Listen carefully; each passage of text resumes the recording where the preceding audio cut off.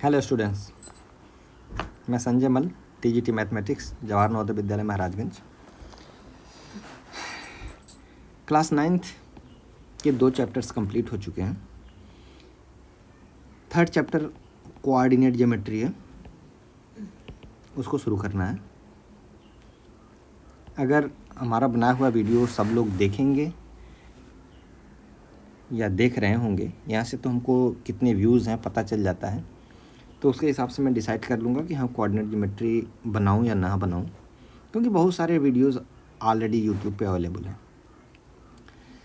छोटा सा फैक्टराइजेशन एक चैप्टर है जो बहुत छोटी क्लासेस से आप लोग पढ़ते आ रहे हैं। इसके बारे में कुछ 2-4 सवाल हम करेंगे। 10 मिनट का एक छोटा सा वीडियो बनाएंगे, उसके बाद कोऑर्डिनेट ज्योमेट्री के बारे में सोचेंगे। ये जो फैक्टराइजेशन से रिलेटेड क्वेश्चंस हैं, हम डायरेक्ट क्वेश्चंस लेंगे, 2-3 क्वेश्चन लेंगे केवल, और उनको सॉल्व करने की कोशिश करेंगे। उससे हमको बेसिक्स समझ में आएंगे कि फैक्टराइजेशन के क्या बेसिक्स हैं। वो बेसिक्स जानना बहुत ज़रूरी है। चलिए हम शुरू करते हैं डायरेक्ट क्वेश्चन से। एक क्वेश्चन हम लेते हैं, by which list number should 1220 be divided so that quotient is an odd number. इस नंबर में किस चीज़ से हम डिवाइड करें, किस संख्या से डिवाइड करें कि हमारा जो कोसेंट आए वो ऑड नंबर आए। ये क्वेश्चन है। आप खुद सोचेंगे, वीडियो पॉज कर देंगे और खुद लगाने की कोशिश करेंगे, उसके बाद फिर कंटिन्यू करेंगे आप इसको क्या करेंगे हम सबसे पहले इसको हम फैक्टराइज करते हैं। 1220 को फैक्टराइजेशन करने के लिए अब इसे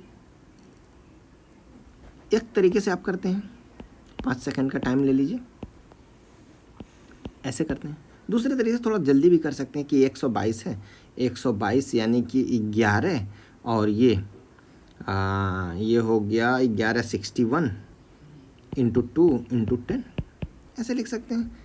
ये 61 इंटू 2 हो गया 122, और इंटू 10, और 10 को फिर हम बाइफरकेट कर सकते हैं। ये 61 हो गया इंटू 2 इंटू 2 इंटू 5 हो गया प्राइम फैक्टर। 61 प्राइम नंबर है।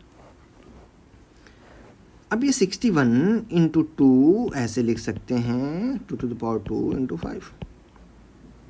ये इस नंबर का फैक्टराइजेशन होगा। पूछ रहा है कि किस चीज़ से हम डिवाइड करें कि ये ऑड नंबर हो जाए। ऑड नंबर होना क्या कंडीशन है? कोई भी नंबर एक ऑड नंबर होगा, उसकी क्या प्रोबेबिलिटी, क्या कंडीशन है? हमने कहा कि अगर कोई एक नंबर है, ऑड नंबर हमको लेना है या इवन नंबर लेना है, तो क्या लेते हैं? इवन लेना रहता है तो हम 2 इंटू n लेते हैं।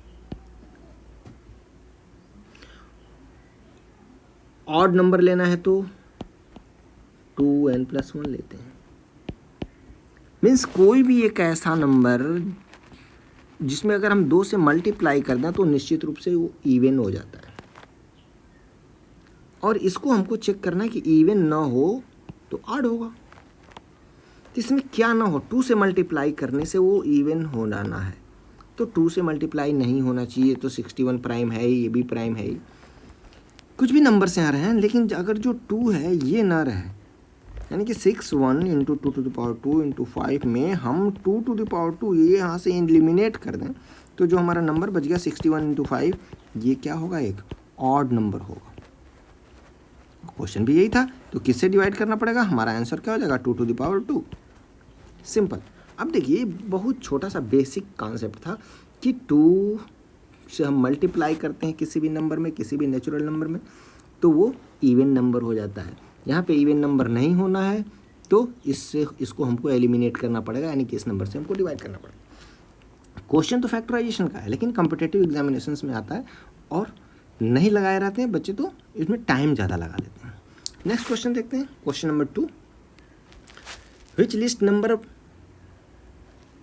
By which 8 to the power 2 into 12 into 25 into 15 be divided so that quotient is an odd number। Same question है। as well as a perfect square भी हो। क्या किया था हमने उसमें? प्राइम फैक्टर किया था, तो प्राइम फैक्टर करें, ये 2 to the power 3 to the power 2 लिख सकते हैं।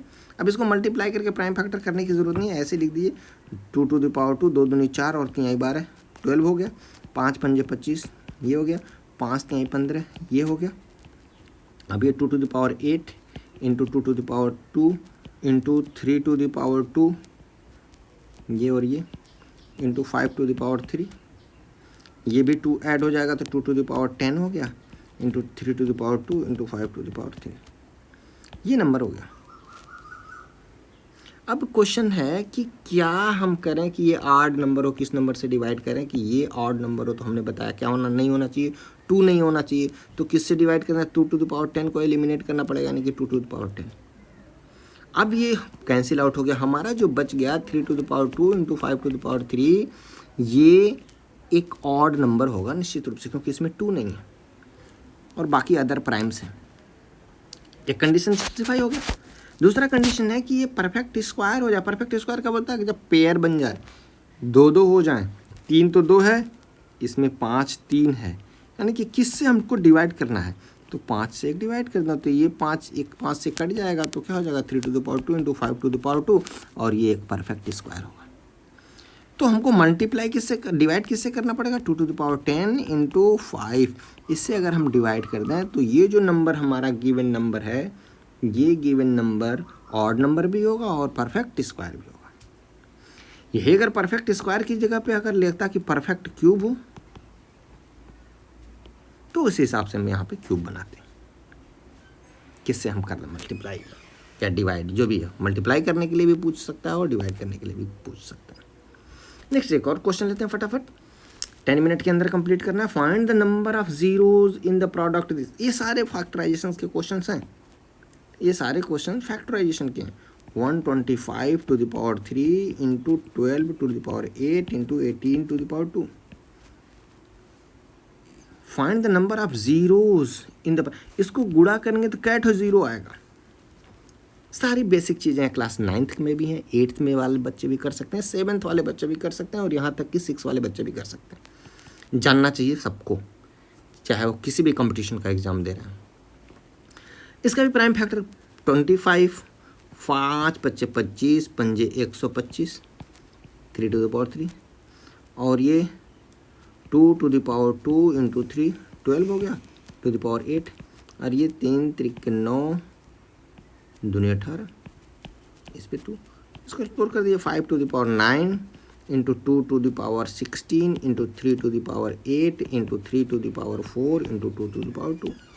ये नंबर हो गया, प्राइम फैक्टराइजेशन हो गया। यहाँ पर 3 3 है, यहाँ पर 2 2 है, इसको भी कंबाइन कर लेते हैं, एक साथ कर लेते हैं into 2 to the power 16 4 20 into नहीं 16 और 4 16 और 2 18, एक सेकेंड 16 और 2 18 एंड 3 to the power 8 4 12। ये नंबर हमारा हो गया। क्वेश्चन पूछ रहा है कि find the number of zeros, कितने जीरोज होंगे। अब ज़ीरो के लिए क्या होना चाहिए, जीरो के लिए यानी कि 10 होना चाहिए। अब इस 10 के लिए क्या होना चाहिए, 5 और 2 होना चाहिए, दोनों होना चाहिए, 5 और 2 दोनों होना चाहिए। अब यहाँ पे 5 कितना है और 2 कितना है, इस 3 से कोई मतलब नहीं है, 3 से कोई मतलब नहीं है। अब 5 है 9 और 2 है 18, यानी कि 9 नंबर जो दोनों में से जो छोटा है 9 लेस है, यानी कि 9 5 भी हो गया और 2 भी 9 हो गया और इंटू 2 to the power 9 और एक्स्ट्रा हो गया, इससे कोई मतलब नहीं है। यानी कि पेयर कितने का बन रहा है, 2 और 5 दोनों का पेयर क्या तो है 9 है, 9 नंबर्स में है, यानी कि इसमें 9 जीरोज आएंगे। जो भी नंबर आएगा ये, इसको हम अगर मल्टीप्लाई करें तो 9 जीरोज आएंगे। कहाँ से मिला, 5 और 2 को देखेंगे, एक्सपोनेंट को, जो सबसे 5 और 2 का जो एक्सपोनेंट में जो छोटा है वो हमारा उतने ज़ीरोज़ इसमें होंगे। ये भी फैक्टराइजेशन का बेस्ड क्वेश्चन है। एक और लास्ट क्वेश्चन देख लेते हैं, second last question. Which list perfect square will be divided by this, which list perfect square will be divided by this. 9100 है, इससे कौन सा परफेक्ट स्क्वायर डिवाइड हो सकता है, यानी कि ये डिवाइड हो सकता है, ऊपर में क्या होगा, यानी कि निश्चित रूप से इससे बड़ी संख्या होगी। Which least perfect square will be divided by this. तो पहले हम इसका फैक्टराइज करें, 13×91, इसको हम 9100 को पहले हम फैक्टराइज करते हैं। 13×91 और ये 100 यानी कि 10, 2 गुणे 5, 10 10 में 100, ये हो गया। यानी कि 13 × 7 × 2 to the power 2 × 5 to the power 2, ये हो गया फैक्टराइजेशन इसका। आप ऐसे करके भी कर सकते हैं कि 9100 2 से ऐसे ऐसे, तो इसमें थोड़ा सा टाइम ज़्यादा लगेगा। अब देखिए, अब कौन से perfect square will B, which least perfect square will be divided by this. तो इससे कौन सा list perfect square number divide किया जा सकता है। अब देखो, ये न्यूमरेटर डिनोमिनेटर में होना है, न्यूमरेटर में कोई ऐसा नंबर चाहिए जो परफेक्ट स्क्वायर हो और इससे बड़ा हो, तभी तो डिवाइड होगा। अब ये हमारा 9100 था, अब ये परफेक्ट स्क्वायर बनाने के लिए ये तो परफेक्ट स्क्वायर हो जाएगा 52, लेकिन इसका पेयर नहीं है। इसके होने के लिए क्या होना चाहिए, 13 to the power 2 होना चाहिए, 7 to the power 2 होना चाहिए, 2 to the power 2 है ही, 5 to the power 2 है ही।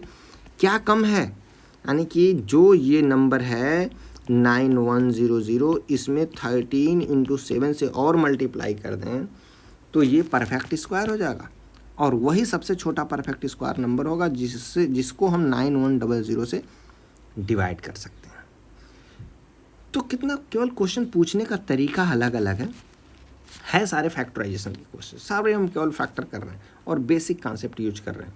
ऑड नंबर क्या है, इवन नंबर क्या है, नंबर ऑफ जीरोज क्या हैं। ओके, चलिए क्वेश्चन और हम देखते हैं, और this one is the last question. How many values of x, ये है how many values of x in 14 to the power a+2, 10 to the power 6a, ये 5 to the power 2a लग रहा है, ये 2a है, 5 to the power divided by this is an integer. एक ये किस वैल्यू के लिए, एक ये किस वैल्यू का, how many values of x, how many values of A कर लेते हैं। इस ए की कितनी वैल्यूज हैं कि इसको सॉल्व करने पे जो मिलेगा वो इंटीजर मिलेगा। इंटीजर मीन्स फ्रैक्शनल नंबर नहीं मिलना चाहिए, इंटीजर मिलना चाहिए। पॉजिटिव नेचुरल नंबर्स और ज़ीरो या नेगेटिव इंटीजर्स, इंटीजर केवल मिलना चाहिए। -1 -2 -3 और इधर 1 2 3 4 5 6 एंड सो ऑन। तो हम, ये भी फैक्टराइजेशन का क्वेश्चन है, केवल क्वेश्चन आप देखेंगे और पास दे करके लगाने की कोशिश करेंगे तो कंफ्यूज होंगे थोड़ा सा, अगर नहीं लगाए होंगे तो। चलो इसको हम आगे बढ़ते हैं, इसको भी हम फैक्टराइज कर देंगे। 14 को फैक्टराइज किया, 7 दूनी 14, 7 to the power ये a to the power भी a+2, ये सारे मल्टीप्लाई हो गए। डिनोमिनेटर में भी 7 चौक 28 होता, तो 7 पे भी 2a - 7 और 2 पर भी 7 चौक 28, अच्छा हाँ 2 to the power 2, ये 7 × 4 होगा, और 4 यानी कि 2 to the power 2, यानी कि इस 2a - 7 में 2 से मल्टीप्लाई करेंगे तो ये आ जाएगा 4a - 14। खैर, इसको हमने सॉल्व कर लिया, सारा 7 2 एक जगह हम कलेक्ट कर लेते हैं, तो ये आप सॉल्व करेंगे। अब चूँकि टाइम कम लगे इसलिए हमने पहले से लिख रखा है, और ये हो गया, यानी कि 7 to the power 9 - a, 2 to the power -4a + 22, 5 to the power 6a। अब यहीं पे ध्यान से समझ, ये फैक्टराइजेशन हुआ, अभी तक फैक्टर हुआ। अब कॉन्सेप्ट पे आते हैं कि इंटीजर होना चाहिए। इंटीजर कब होगा, जब 7 to the power जो आए यहाँ पे ये 0 हो। 0 होगा तो क्या होगा, ये 7 की वैल्यू, 7 to the power 0 की वैल्यू हो जाएगी 1। ओके, इंटीजर हो गया। या ये क्या होना चाहिए, पॉजिटिव होना चाहिए, 0 और पॉजिटिव होना चाहिए। जब पॉजिटिव होगा तो 7 to the power 2 होगा या 7 to the power 3 होगा। अगर -1 हो गया यहाँ पे पावर, तो ये 1/7 हो जाएगा और इंटीग्रल वैल्यू नहीं मिलेगा। ऐसे ही 2 to the power भी जो ये होना चाहिए, ये 0 होना चाहिए और पॉजिटिव होना चाहिए। ऐसे ही इंटू 5 to the power भी ये 0 होना चाहिए और पॉजिटिव होना चाहिए। तीनों एक्सपोनेंट पॉजिटिव या 0 होना चाहिए, तभी इसकी जो वैल्यू मिलेगी हमको, इंटीग्रल वैल्यू मिलेगी। Got it. चलिए अब इसको हम 0 करके इक्वेट करते हैं। 9 - a, ये 9 - a 0 हम मान लेते हैं, 0, 9 माइनस ए 0, यानी कि ए इज इक्वल टू 9, यानी कि ए की वैल्यू क्या होना चाहिए, ए की वैल्यू 9 से, यानी तो 9 हो यानी तो 9 से छोटा हो। इतना समझ में आया। ए इज क्या हो, value of a is less than or equal to 9, यहाँ यही समझना है आपको। नेक्स्ट 2 टू द पावर ये -4a + 22, अब -4a + 22 को अगर हम 0 को इक्वेट करते हैं तो a इज इक्वल टू 5.5 आ गया, ये फ्रैक्शनल हो गया, इसको इंटीग्रल ले लेते हैं 5, जो इससे छोटा इंटीग्रल पार्ट है वो 5 है।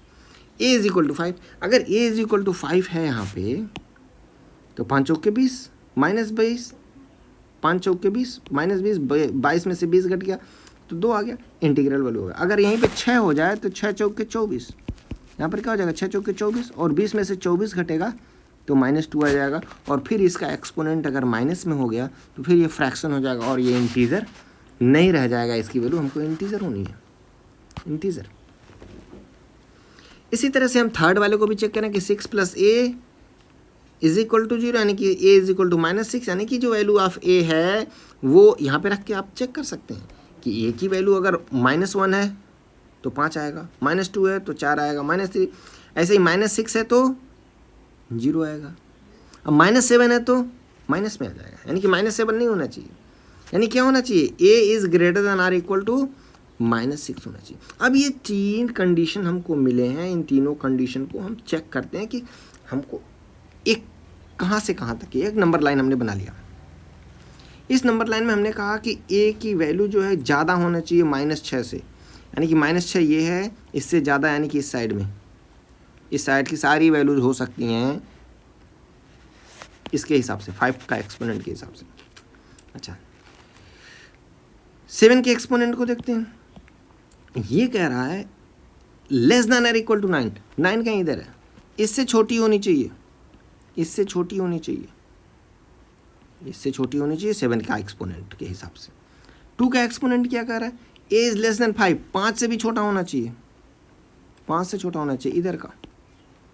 अब जिसमें तीनों कंडीशन क्वालिफाई हों तो तीनों कंडीशन किस में क्वालिफाई हैं, ये वाला क्वालिफाई नहीं होगा, यानी कि ये 5 से भी छोटा है और ये 9 से भी छोटा है। अगर 9 से छोटे वाला लेंगे तो 5 से छोटा नहीं होगा, एक ये निगेटिव हो जाएगा। तो हमारा आंसर क्या हो जाएगा, आंसर हो जाएगा -6 to 5, यहाँ तक की वैल्यूज़ होंगी एक ही, जो इस पूरे का इंटीग्रल वैल्यूज़ देंगी।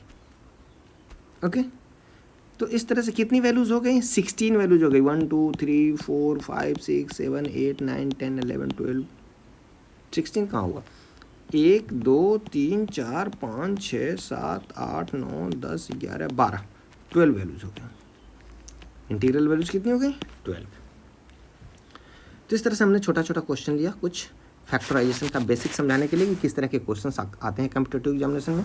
थैंक्स फॉर वाचिंग, और देखिए 9th क्लास का हम कंटिन्यू करेंगे, अगर देखने वाले उसको रहेंगे तो कंटिन्यू करेंगे, नहीं तो अभी नहीं कर पाएंगे।